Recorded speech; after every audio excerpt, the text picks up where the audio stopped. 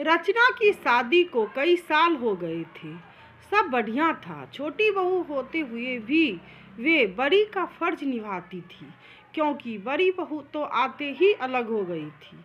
रचना के सास ससुर हर काम रचना करती थी, फिर भी वे उसकी बुराई करना नहीं छोड़ते थे, और सबसे बड़ी बात, बड़ी बुराई भी अक्सर उसके ही परिवार वालों से करते थे, जो रचना को बचपन से जानते थे, या फिर रचना की सहेलियों से, या खुद के मायके वालों से।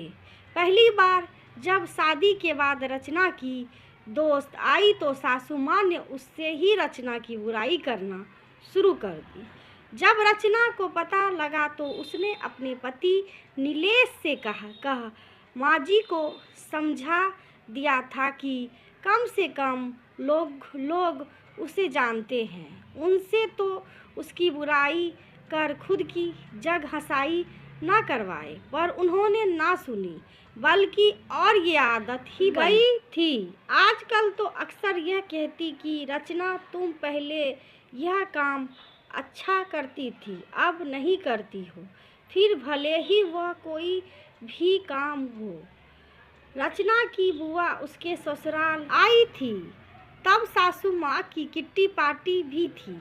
वे बुआ को भी साथ ले गई और आदत न बन सबके सामने ही रचना की बुराई करने लगी।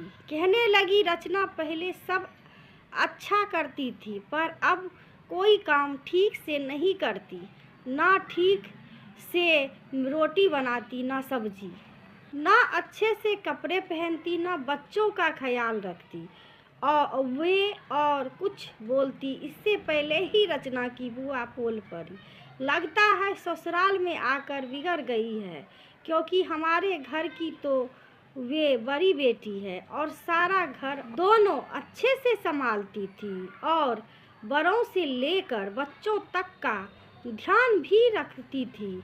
आपके यहाँ आकर बिगड़ गई है। ऐसा कीजिए, महीने 2 महीने जमाई के साथ उसके मायके भेज दीजिए, हम सुधार कर भेज देंगे। अब रचना की सासू माँ का मुंह देखने लायक था। उन्होंने बोलने के लिए शब्द नहीं मिल रहे थे, तो बस फिर उठकर चली गई, यह कहकर कि आती हूँ, जरा कोई बुला रहा है। और रचना की बुआ मुस्कुरा रही थी। दोस्तों, ये कहानी कैसी लगी आपको? छोटी सी कहानी आप सभी को कैसी लगी? यदि अच्छी लगी हो तो लाइक, सब्सक्राइब और शेयर ज़रूर करिएगा। थैंक यू वीडियो देखने के लिए।